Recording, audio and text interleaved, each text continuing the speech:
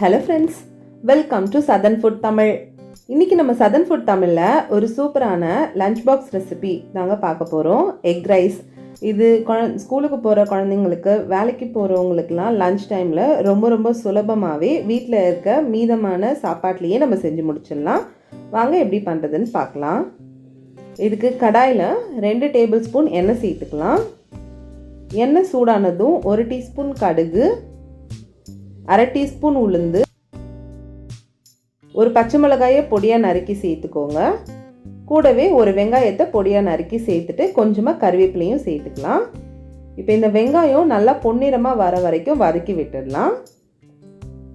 குழந்தைங்களுக்கு கொடுக்கும்போது நீங்கள் பச்சை மிளகாயை வேணும்னா ஸ்கிப் பண்ணிவிட்டு பெப்பரை கொஞ்சம் அதிகமாக சேர்த்துக்கலாம். இதுக்கு பதிலாக இப்போ பாருங்கள், வெங்காயம் நல்லா வதங்கிடுச்சு. இப்போ இது கூட நம்ம எக்கு சேர்க்க போகிறோம். அதுக்காக நடுவில் இந்த மாதிரி கொஞ்சமாக ஸ்பேஸ் இது ஒதுக்கிட்டு அதில் நான் இப்போ 3 முட்டையை சேர்த்துக்கிறேன். முட்டையை சேர்த்துட்டு கொஞ்சமாக உப்பு சேர்த்துக்கலாம். கூடவே 1/4 டீஸ்பூன் மஞ்சள் தூள், 1/4 டீஸ்பூன் மிளகாய் தூள், 1/4 டீஸ்பூன் மிளகுத்தூள். நீங்கள் பச்சை மிளகாயை அவாய்ட் பண்ணியிருந்தீங்கன்னா இதில் 1/2 டீஸ்பூன் மிளகுத்தூளை சேர்த்துக்கோங்க. சேர்த்துட்டு உடனே இந்த மாதிரி கிண்டி விடாமல் பொறுமையாக கிண்டி விடுங்க. முட்டை நல்லா வெந்து வரணும். ஆனால் ரொம்ப பொடிமாஸ் மாதிரி ஆக வேண்டாம். கொஞ்சம் பெரிய பெரிய பீஸாக இருந்தால் தான் சாப்பாட்டோடு சாப்பிடும்போது ரொம்ப நல்லாயிருக்கும். இப்போ பாருங்கள், முட்டை ஓரளவுக்கு நல்லா வெந்துருச்சு. இப்போ இது கூட நான் வடித்து வச்சுருக்க 2 கப் சாதத்தை சேர்த்துக்கிறேன்.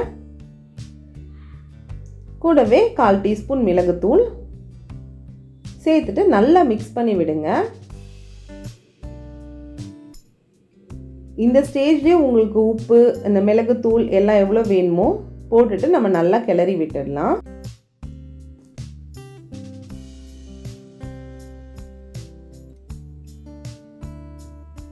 நல்லா இந்த மாதிரி மிக்ஸ் பண்ணதுக்கு அப்புறமா நம்ம ஃப்ளேம் ஆஃப் பண்ணிடலாம். அவ்வளோதான் ஃப்ரெண்ட்ஸ், எக் ரைஸ் சூப்பராக சிம்பிளாக ரொம்பவே நேரம் குறைவிலேயே ரெடி பண்ணிட்டோம். இதுக்கு நம்ம புதுசாக வடித்த சாதத்தில் தான் கிண்டணும்னு இல்லை, ஏற்கனவே மீதமான சாப்பாட்டில் கூட நம்ம ரொம்ப சிம்பிளாக சீக்கிரமாக செஞ்சு முடிச்சிடலாம். இதுக்கு சைட் டிஷ் எதுவுமே தேவையில்லை, இதில் இருக்க முட்டையே நமக்கு போதும். நீங்களும் இந்த ரெசிபியை கண்டிப்பாக ட்ரை பண்ணி பாருங்கள். வீடியோ உங்களுக்கு பிடிச்சிருந்தா சதர்ன் ஃபுட் தமிழுக்கு சப்ஸ்கிரைப் பண்ணிவிட்டு பக்கத்தில் இருக்க பெல் ஐக்கானையும் ப்ரெஸ் பண்ணிடுங்க. தேங்க்ஸ்.